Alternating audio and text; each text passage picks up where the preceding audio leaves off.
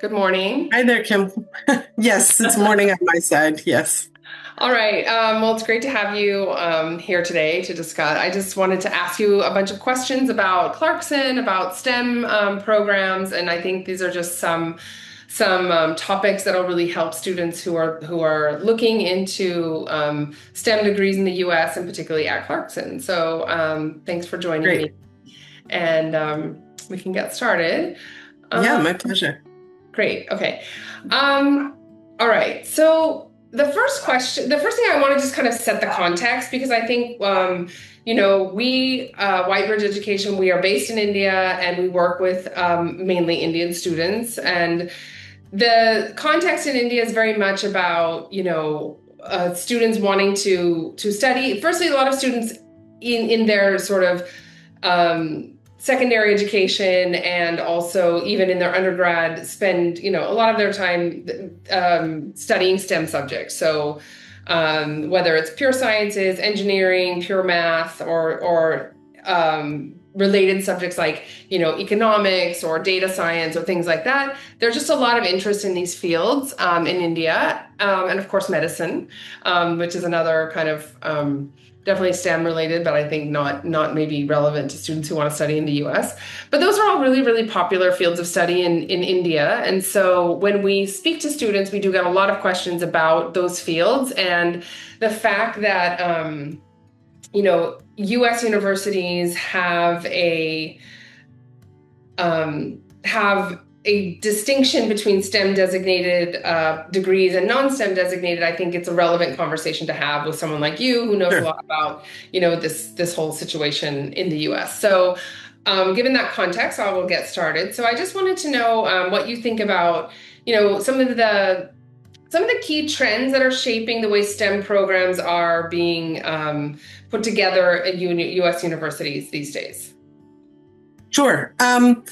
Well, first of all, one I would say is the emphasis on interdisciplinary, or some people call it transdisciplinary study. And I think that has to do with the types of problems that people are trying to solve with their STEM education. These problems don't always fit in a clear little box, separating things like mechanical engineering from medicine, let's say.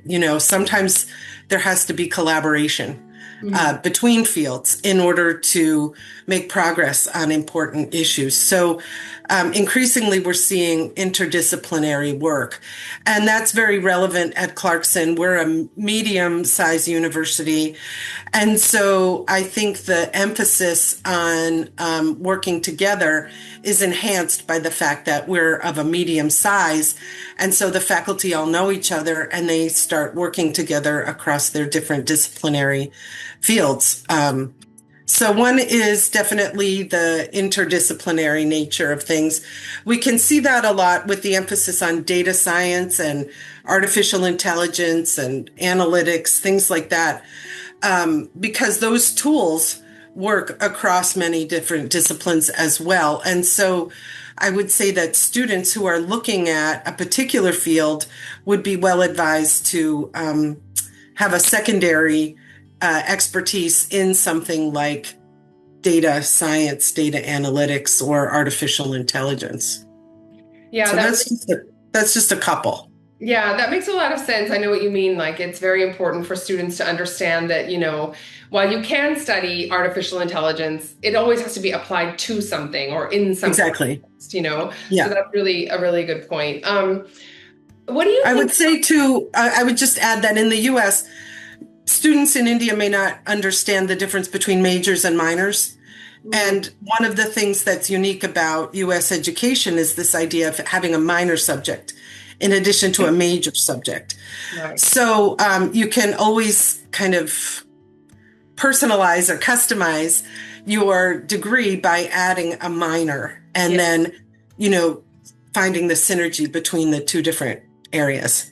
Right. That's actually really relevant. And I think just to add on to that, I think one of the things that a lot of students don't understand is that the major and the minor combination, you don't necessarily have to you don't have to plan that ahead of time. You don't have to apply No. for a minor. So that's something that I have to kind of explain to students, that you can say, I want to go and study economics, and then figure out the minor later based on what credits you're accumulating and what your interests are. And similarly, you may be like, I really want a STEM designated degree.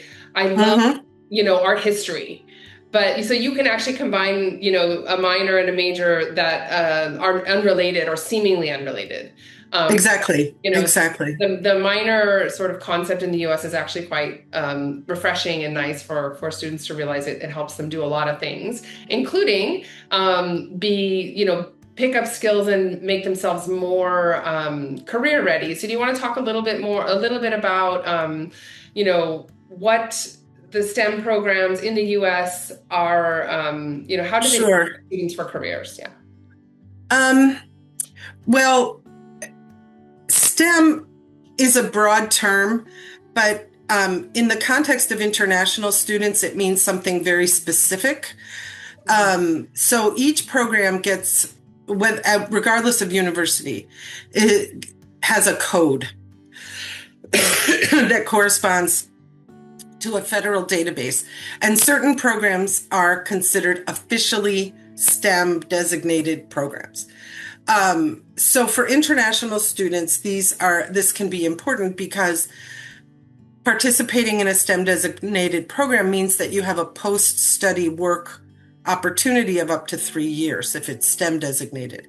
If it's not STEM designated, it's a 1-year work opportunity. So students are very savvy at choosing programs that are interesting to them and will lead to the kind of careers they want, but also that have that STEM designation, meaning that they can stay and work after they graduate.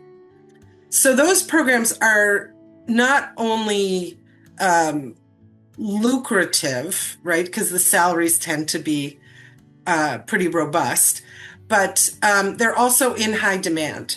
So students are able to find employment without too much difficulty. And that is important. It's important when students are looking at a university that they look at the career services, right? What kind of career services are there?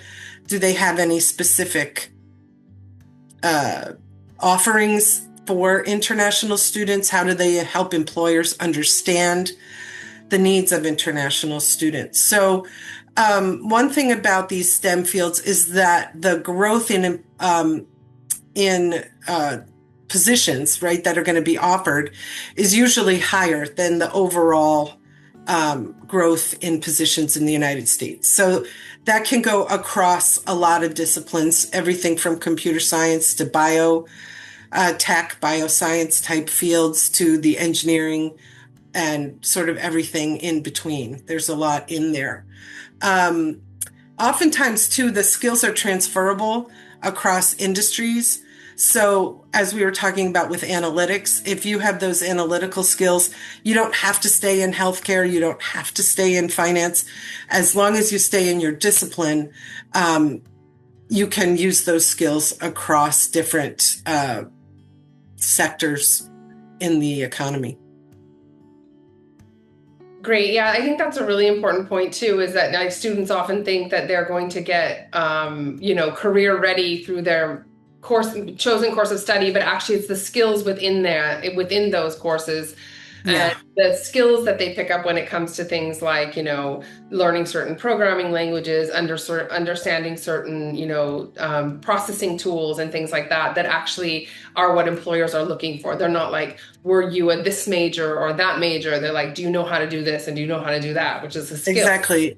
So it's really, yeah. So it helps if your programs are aligned with industry needs. And so universities that focus on technology like Clarkson tend to have advisory committees in different majors, or the dean will have an advisory group.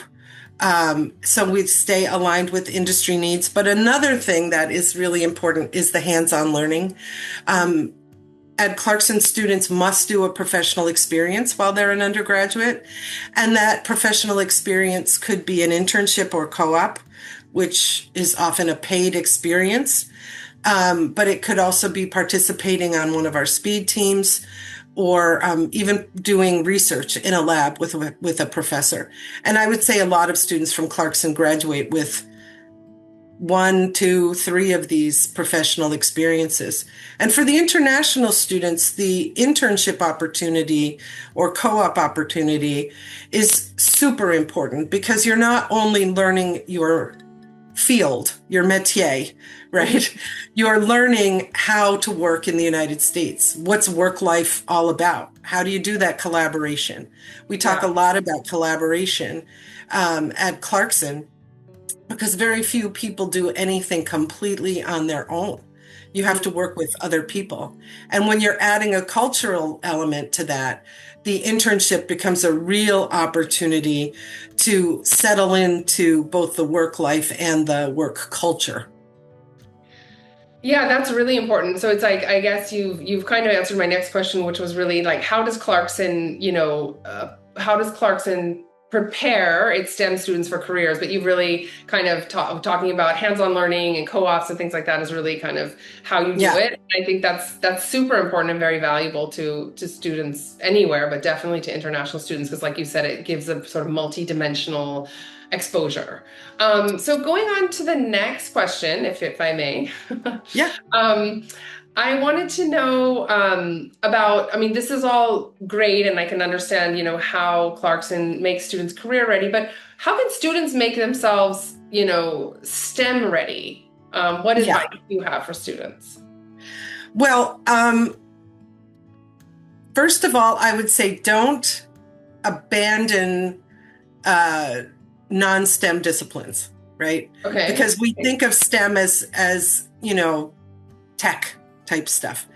But we were just talking about collaboration. You have to be able to work with other people. And that means understanding context, understanding the world around you. So don't give up on studying things like history or psychology or anything like that. Yeah. But so I don't want to make it sound like STEM is the only way to go forward in your life.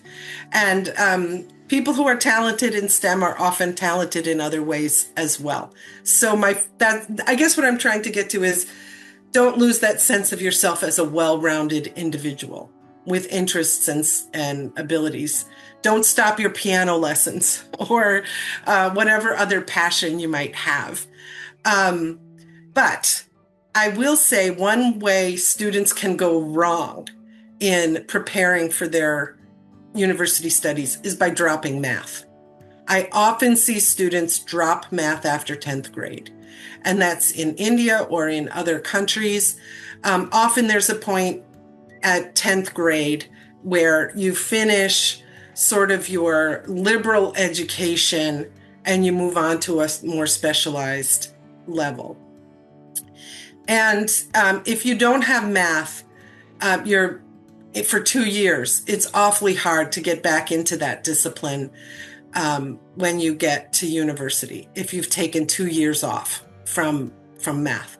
And I don't mean to denigrate economics or other quantitative fields, but math is math. It's not this, right? Like, you can't just substitute something else. Right. So I would say that if students have the opportunity to keep going with their mathematical studies, they should do that. So if you're in an IB curriculum, take math at the higher level. Okay. If you are, right, if you're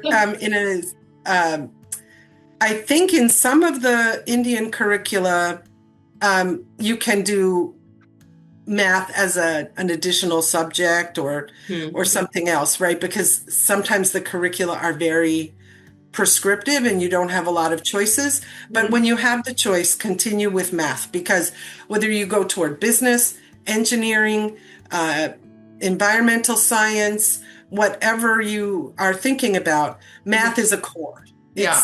It's like the foundation that a lot of things are built on. Yeah. So it also gives you the opportunity to change majors if you want. If you're strong in the core subjects and let's say you get to Clarkson and you start in mechanical engineering, but then you take some data science courses and you say, oh, this is my passion. I have to go from engineering to this other thing. having those core skills like math will really help.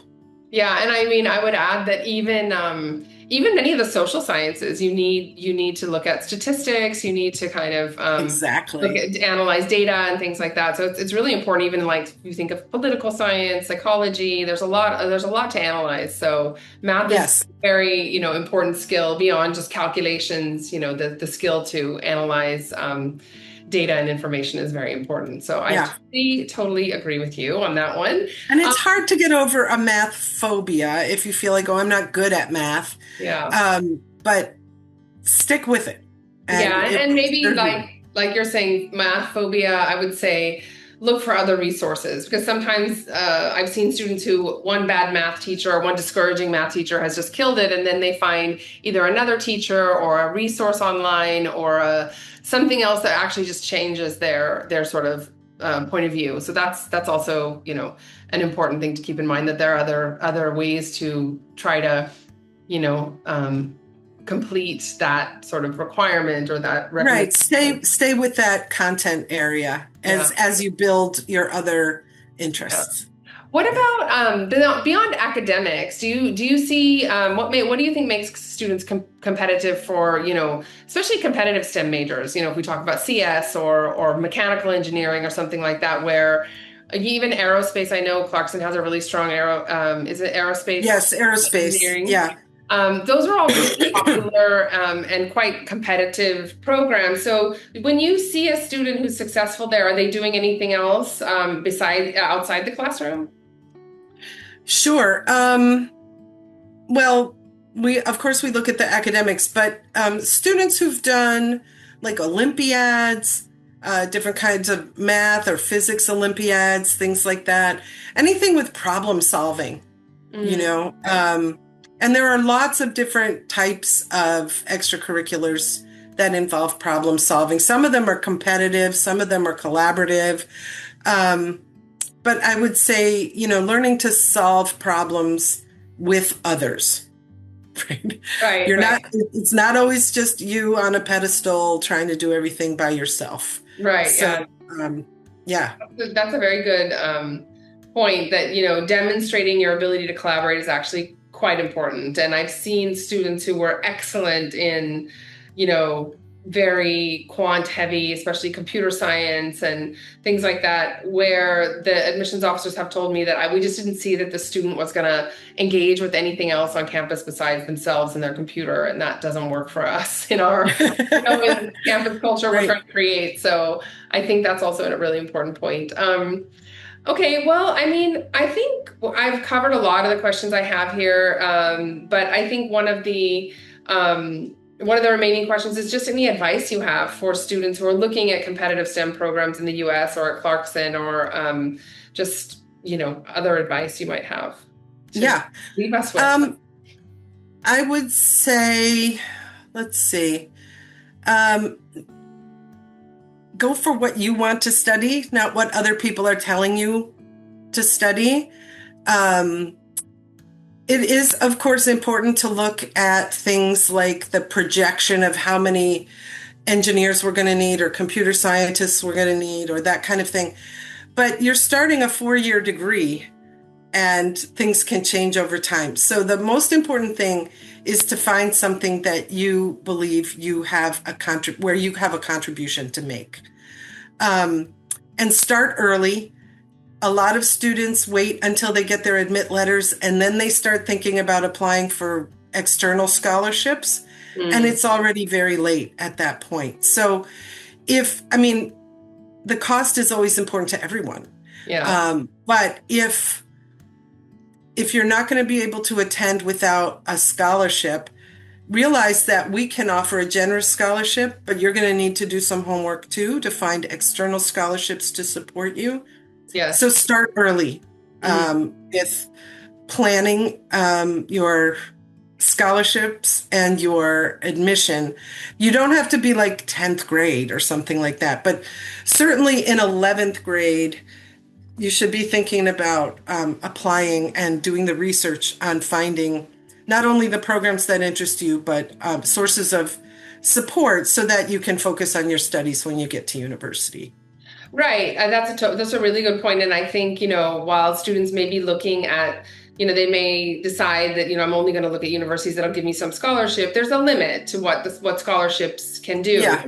And also there's a lot of options for, there are savings programs, there are loan providers in India itself who can, help you kind of understand how to kind of piece all the financing together. Yeah. So like you said, it's just good to plan. If you get Yeah. full scholarship somewhere, great. But I wouldn't make that plan A. So Yeah, that your plan cannot be to get the one full scholarship that we offer for an international student, right? Because right. if you apply, you won't get it if you don't apply. But applying for it doesn't mean you're going to get it. Right. Unfortunately, I wish we could offer more, but I just say that so that students can be realistic about the costs. Yeah, I think that's really good advice. Thank you so much for your time. And if there's anything else you want to share, you can. But otherwise, I think we've covered a lot today around, STEM education, how to prepare for it, what's important when it comes to that, and how Clarkson has, really strong programs around all of these fields. Yeah, we're delighted to talk to students and to receive applications. So thanks for your help in getting the word out. Sure, great. Thank you so much, Colleen. Have a great day. You too. Bye. Bye.